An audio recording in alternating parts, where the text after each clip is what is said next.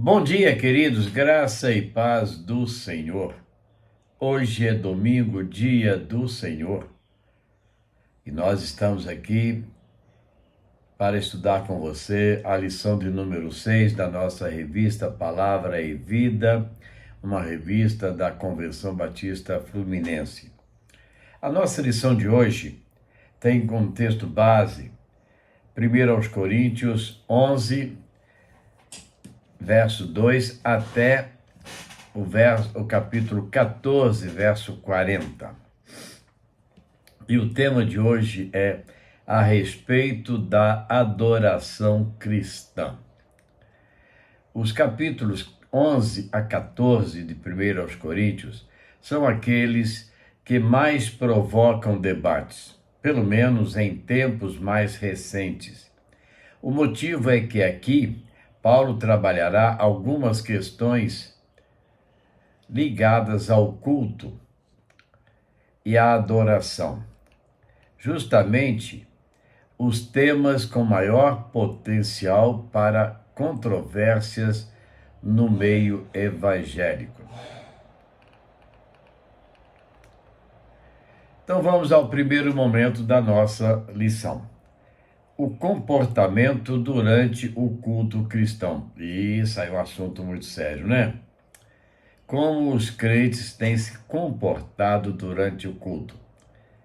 Hoje, então, na era do celular, o WhatsApp funciona bonito.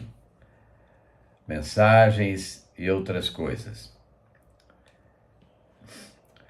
Esta sessão se concentra principalmente em atitudes e condutas adequadas na adoração no interior do culto da comunidade de fé, não no relacionamento matrimonial ou no papel das mulheres na igreja.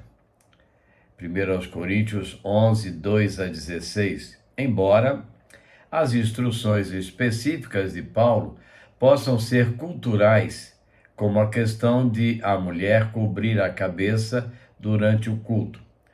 Os princípios por trás de suas instruções específicas são atemporais, pois instruem os crentes a mostrar respeito pelo irmão que adora no banco ao lado e a ter compaixão, um comportamento, reverente na adoração. Se as ações de um crente ofendem os membros da igreja, isso terá efeito negativo na saúde do corpo, dividindo o grupo. A reflexão aqui é sobre liturgia, mas tem como pano de fundo ainda a busca pela unidade da igreja. Paulo disse às mulheres que não estavam usando coberturas para a cabeça para usá-las, não porque fosse um mandamento bíblico, mas porque isso impedia a congregação de buscar em unidade a adoração. Hoje, nós vamos encontrar muitas igrejas que ainda usam o cobrir a cabeça. Não são todas as mulheres daquela igreja, mas várias mulheres ainda mantêm essa tradição. A gente tem visto aí na televisão falando sobre a guerra de Israel, né? E a gente vê as mulheres todas com a cabeça coberta. Então lá ainda é norma as mulheres andarem com a sua cabeça coberta. Mas na igreja nós não vemos isso. Então, era uma questão mesquinha que tirava o foco das pessoas de Cristo, o que acontecia lá na igreja de Corinto. Para entender o papel do véu neste texto, é possível lembrar o contexto pagão que cercava a igreja e a forma como as demais mulheres da cidade se vestiam. Mas este aspecto histórico não é necessariamente levantado pelo apóstolo. ele prefere indicar para a igreja que o espaço de culto é diferenciado. Eles não estão sozinhos enquanto celebram. Há seres espirituais naquele lugar. Daí, sua referência aos anjos no versículo 10 do capítulo 11. Enquanto adora, a igreja se torna um espaço diferenciado no mundo. Naquele específico lugar em que se reuniam os crentes, Deus é adorado, o Cordeiro é celebrado, o mundo celestial se reúne em prostração. A melhor imagem de uma igreja reunida em adoração, assim, parece ser a cena descrita em Apocalipse 4 e 5. Durante o culto, o povo de Deus na terra e os anjos no céu celebram a Deus, o Criador, e a Jesus, o Salvador. Neste lugar, com temor e tremor, nos comportamos, nos vestimos e falamos de forma diferenciada. Este agir de forma diferenciada se traduz também nas roupas que trajamos, ou seja, as roupas que nós vestimos, trajadas ali de forma a não desviar a atenção de qualquer um dos pequeninos. Mateus 25, 40. Para a única razão daquele encontro, o culto e a celebração. Então, é importante que tipo de roupas nós estamos vestindo. Aí vem uma pergunta muito interessante. Eu sou crente, eu devo usar uma determinada roupa para estar no culto. E no outro lugar eu posso usar qualquer roupa? Uma boa pergunta, não é? Eu, por exemplo, ando na rua, em casa. Em casa, normalmente, eu estou de bermuda, às vezes no calor, sem camisa. Na rua, eu coloco uma camisa para estar na rua, de chinelo. Na igreja, eu não vou assim.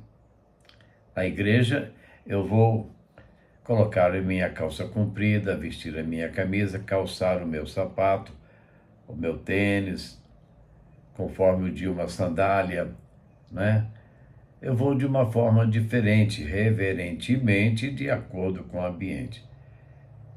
Não quer dizer que eu vou na rua andar de qualquer jeito e nem, tampouco, vou estar com um paletó, o meu terno, por exemplo, se eu uso o terno lá no culto. Mas nós devemos pensar seriamente como nós estamos agindo na nossa vida espiritual.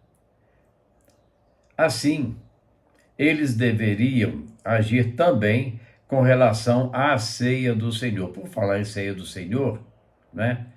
Ontem foi a noite da celebração na primeira igreja.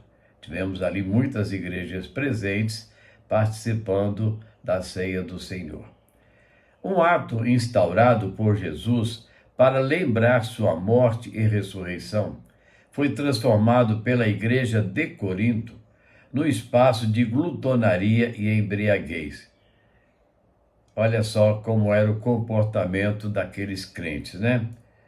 Paulo ele chama a atenção quanto a isso. Nada poderia estar mais errado do que aquela forma de ceia.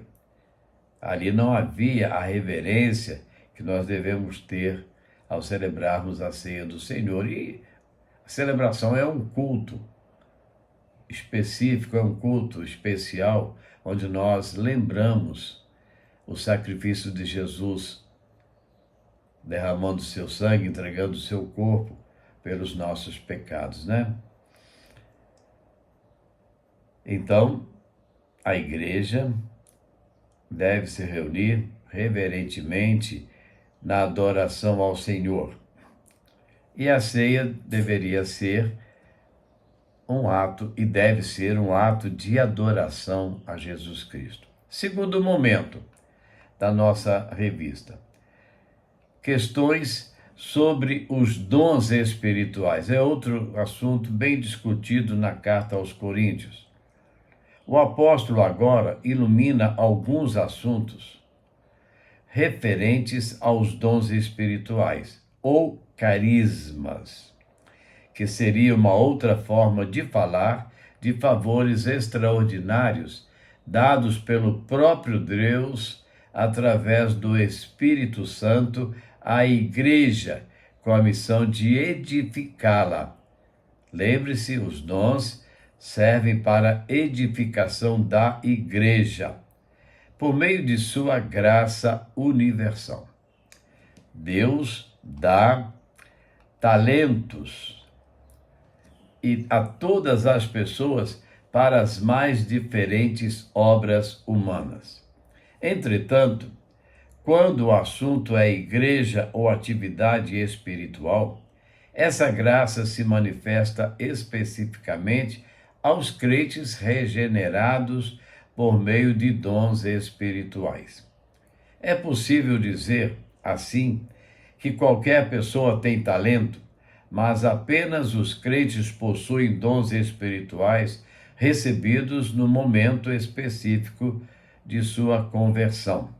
Então, Deus nos agracia, ou, se você quiser entender melhor, nós somos agraciados por Deus com dons para adorá-lo, para serem usados na adoração ao Senhor. Isso é muito importante. Em termos esquemáticos, é possível dizer ainda sobre os dons.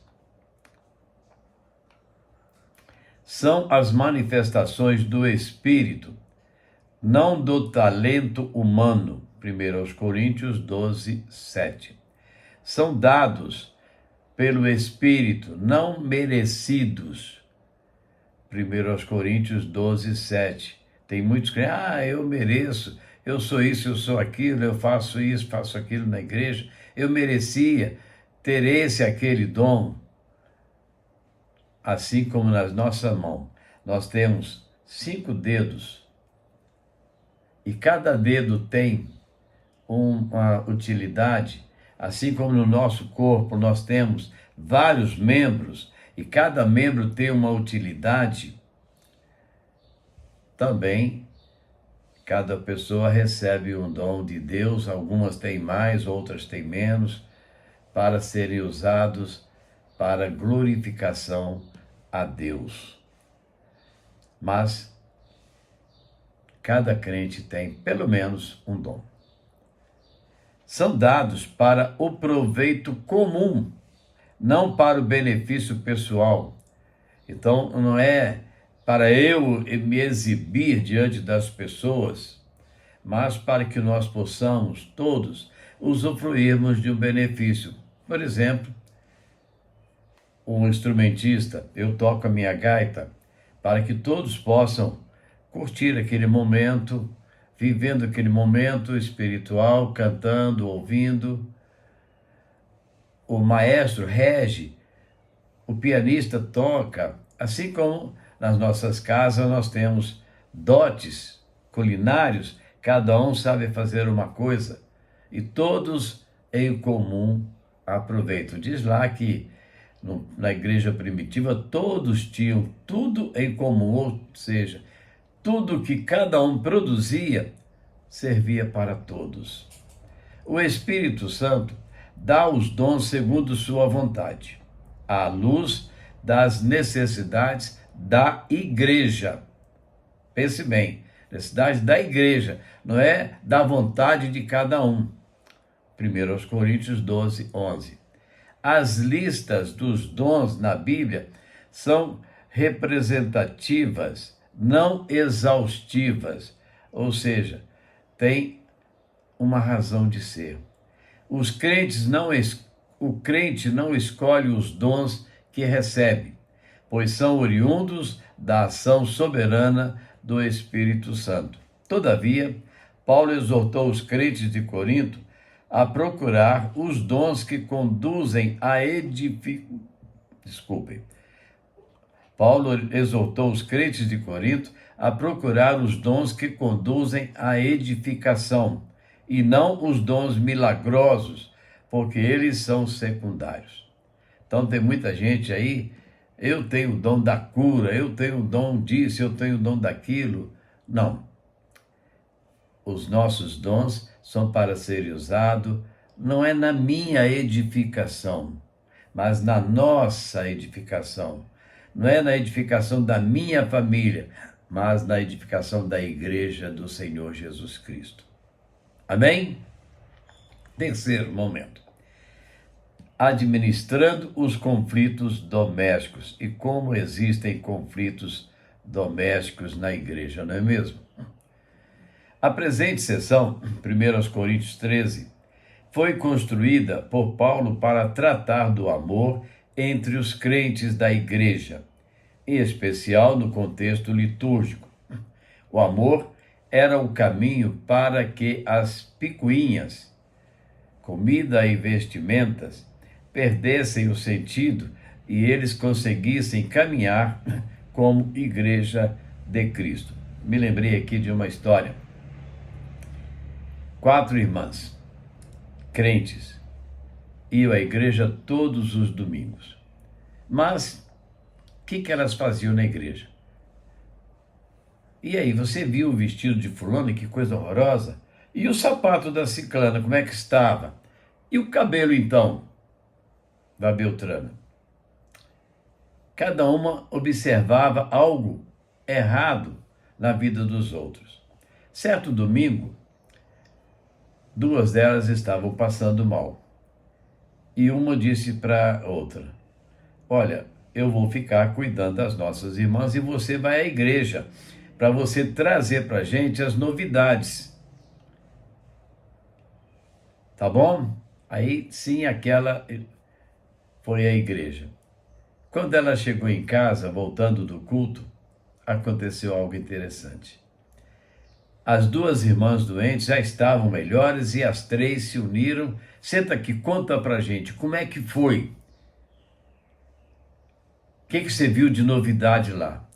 Aí aquela que foi à igreja parou serenamente e disse: olha, minhas irmãs, o culto foi tão maravilhoso, foi tão bonito, que eu nem vi como é que estavam as roupas e os cabelos das outras meninas.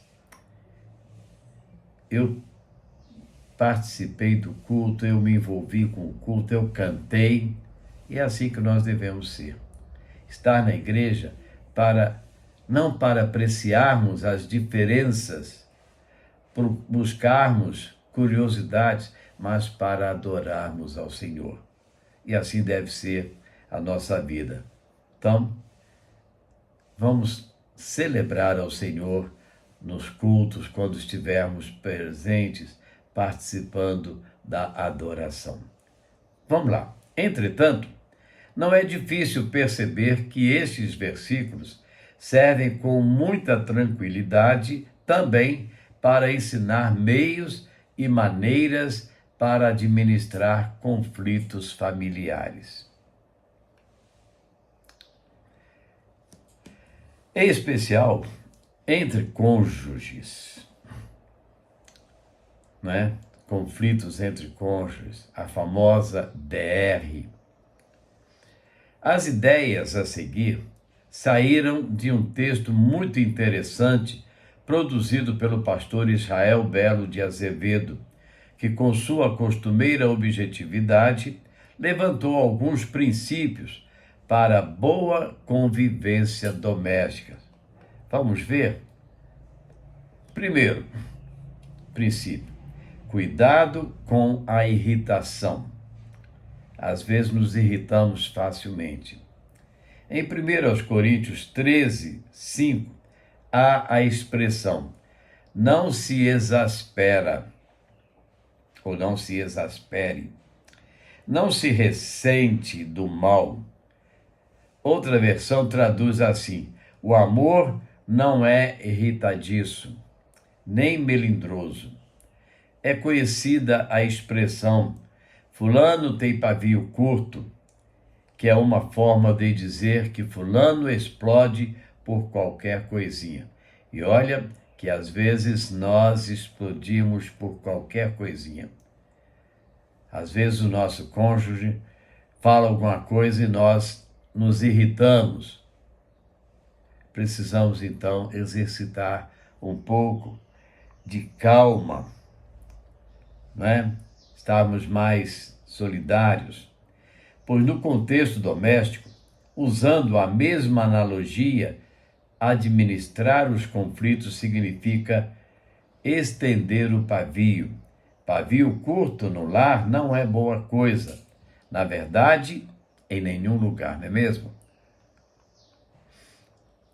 Mas, especialmente na igreja. Ou melhor dizendo, perdão. Na verdade, em nenhum lugar, mas especialmente em casa. Em casa nós devemos ser amorosos, ser carinhosos, ser compreensivos, compassivos para com o nosso cônjuge, para com os filhos. Então é muito importante a gente observar isso. Pessoas de pavio curto explodem não apenas a relação, mas toda a família. Por isso, a orientação paulina: quem ama, demora para explodir. É verdade que ainda assim é possível que haja a explosão, mas ela vai demorar para chegar, dando tempo para que as pessoas encontrem abrigo ou solução para o conflito. Quem pode dizer que nunca se irou? A Bíblia diz: ireis, mas não pequeis. A raiva é um sentimento universal, quase um instinto de defesa. Quando o texto diz que o amor não se irrita facilmente, não quer dizer que o amor não sente raiva, porque algumas vezes o amor fica irado. Algumas vezes, o certo que o amor precisa fazer é ficar zangado. Isso pode acontecer quando você sabe que a pessoa que ama está cometendo um erro, mas ela se recusa a ouvir. Se é impossível não sentir eventualmente a raiva, o que precisamos fazer é administrá-la. Relacionamentos bem-sucedidos não são aqueles em que a raiva e os conflitos não existem, e sim aqueles em que se aprende a administrar a raiva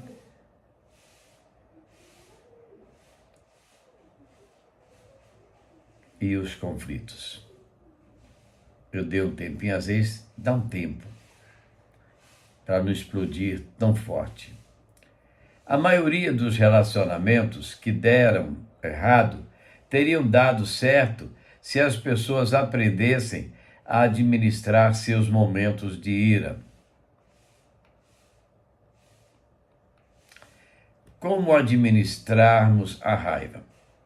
Talvez a melhor ilustração seja uma explosão sob controle. Um prédio cair é desastre na certa, mas se ele cai com a ajuda de uma equipe de profissionais, não causa dano algum. Ele cai no lugar, no certo, na hora certa, sem ferir ninguém, com toda a segurança possível. Segundo princípio,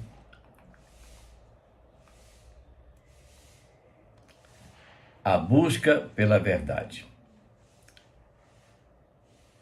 Há um texto que diz, há uma música que diz: hoje eu conto até 10, para não errar onde errei. A gente tem aquele ditado antigo, né? Antes de falar, antes de se irritar, antes de brigar, conte até 3. Então o cantor escreveu a música: hoje eu conto até 10, para não errar onde eu errei, quando eu contei até 3 e assim ainda errei. Então, o texto diz que o amor se alegra com a verdade, verso 6. O amor deseja a verdade.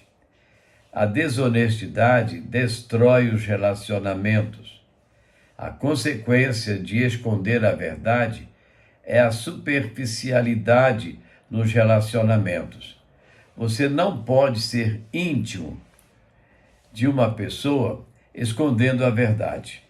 Mas é importante não usar a verdade como uma arma. Ela mata também. Fale com mansidão. Algumas vezes a verdade fere, mas a longo prazo é benéfica. E outras vezes pode ser a verdade, mas se não for para edificar, não fale. É importante lembrar que há várias maneiras de falar a mesma coisa. É até um ditado que diz: a verdade dói. Terceiro princípio: combata a inveja. Outro problema sério que tem atrapalhado a vida de muitas pessoas, a inveja. Algumas pessoas parecem ter o prazer de jogar lama nos outros. Em 1 Coríntios 13:4 encontramos: o amor não é invejoso, ou o amor não arde em ciúmes. O que é inveja? Inveja é diferente de ciúme. A inveja causa todo tipo de conflito e disputa. Incita ressentimentos, causa amargura, faz da vida uma existência miserável. A inveja é para a alma como o câncer é para o corpo. Ela vai crescendo e crescendo até você ficar obcecado com a competição. Quarto princípio: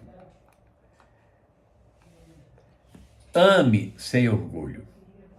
O orgulho provoca cegueira. O orgulho nos cega para com as nossas faltas. Quando tenho orgulho em minha vida, não consigo enxergar meus defeitos. E assim, não vou poder ajudá-lo com os seus. O orgulho distancia as pessoas. O orgulho me faz ser indiferente, superficial. O medo de rejeição que não nos deixa ser íntimos. O orgulho adia a reconciliação. Quinto princípio: combata a grosseria. Que coisa triste, uma pessoa grosseira. Não há espaço para a rudeza num coração que ama. O que é grosseria? Boa pergunta. É falta de respeito para com os outros. A grosseria significa que não me importo com você. Eu penso só em mim mesmo. Não importa o que os outros pensem, se magoa ou não. Você pode resumir grosseria numa só palavra: egoísmo. Eu não estou nem aí para o que os outros pensem, né? É a palavra daquele que está ali usando, o cara é grosseiro, né? Fala tudo com rudidez, com ignorância, mas não deve ser assim. Conclusão: os dons espirituais se tornaram símbolos de poder espiritual, causando rivalidade na igreja. Algumas pessoas pensavam que eram mais espirituais do que outras em função do que poderiam fazer dentro do culto. Este foi um terrível uso dos dons espirituais. O papel deles é ajudar a igreja a funcionar melhor, não dividir a igreja. Então, não fique aí invejoso, desejoso. Por que eu não tenho isso? Eu gostaria de estar lá tocando aquele instrumento no lugar daquele irmão que está ali. Eu gostaria de estar ensinando a classe no lugar do outro. Eu sou melhor do que ele, eu tenho mais cultura. Quantas pessoas usam isso? né? Então, não podemos pensar dessa forma, mas vamos usar com amor, um ajudando o outro, um incentivando o outro. Então, o que nós podemos fazer no culto, dentro do culto. Este foi um terrível uso dos dons espirituais naquela igreja de Corinto, a falta de amor. O papel deles, então, é ajudar a igreja a funcionar melhor, não a dividir a igreja. Como em outras sessões, Paulo nos ensina que devemos usar os dons e talentos que Deus nos deu com sensibilidade para as necessidades do nosso próximo.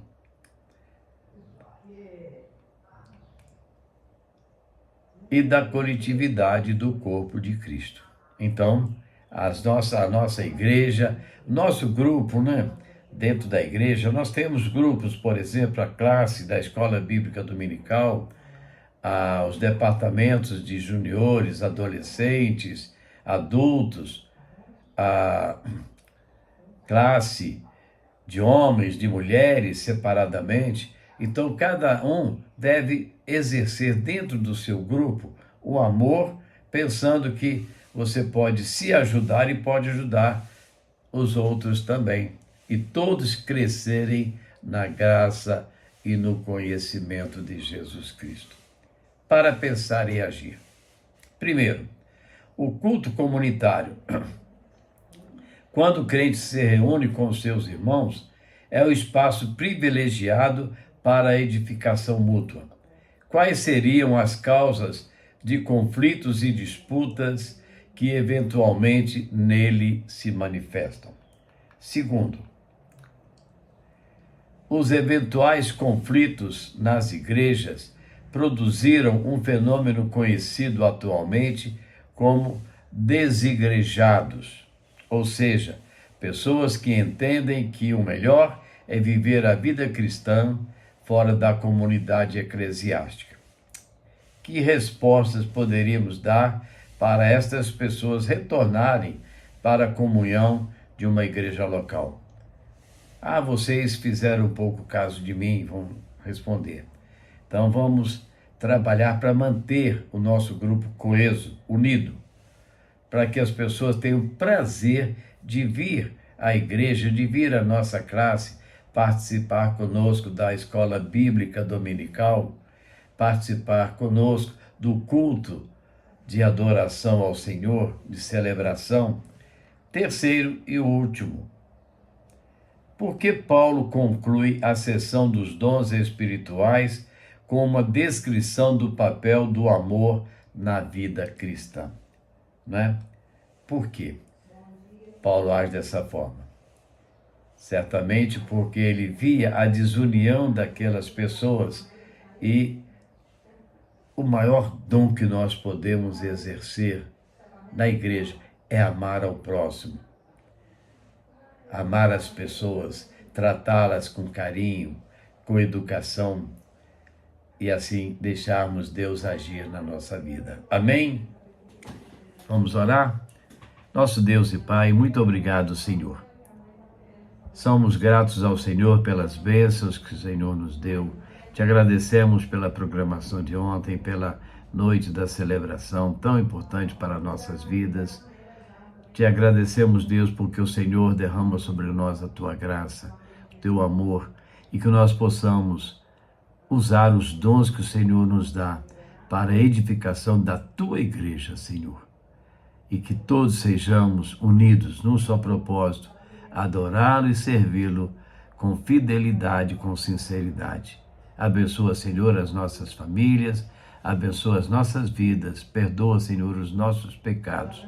Nós oramos agradecidos no nome de Jesus. Amém. Amém? Vamos mais uma melodia?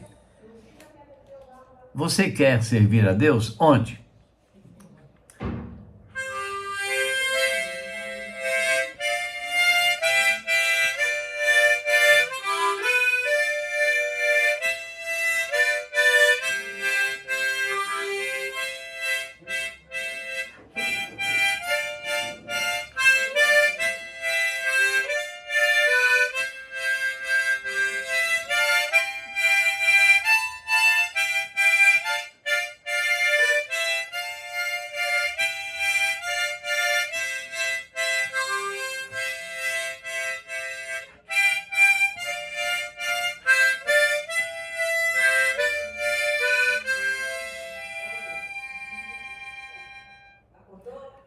Viu?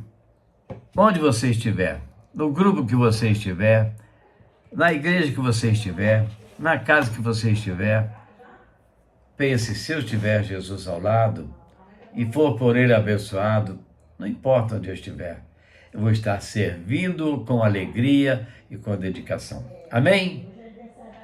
Essa é mais uma EBD com você. Nossa Escola Bíblica Discipuladora, onde nós estamos aqui para tratar, aprender, estudar sobre a palavra de Deus.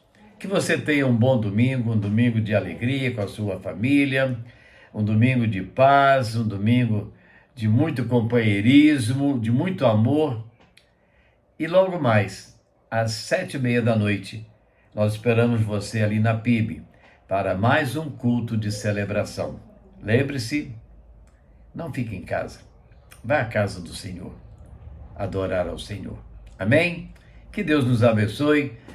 E amanhã, se Deus permitir, estaremos de volta trazendo para você mais uma devocional com você para a edificação das nossas vidas. Amém?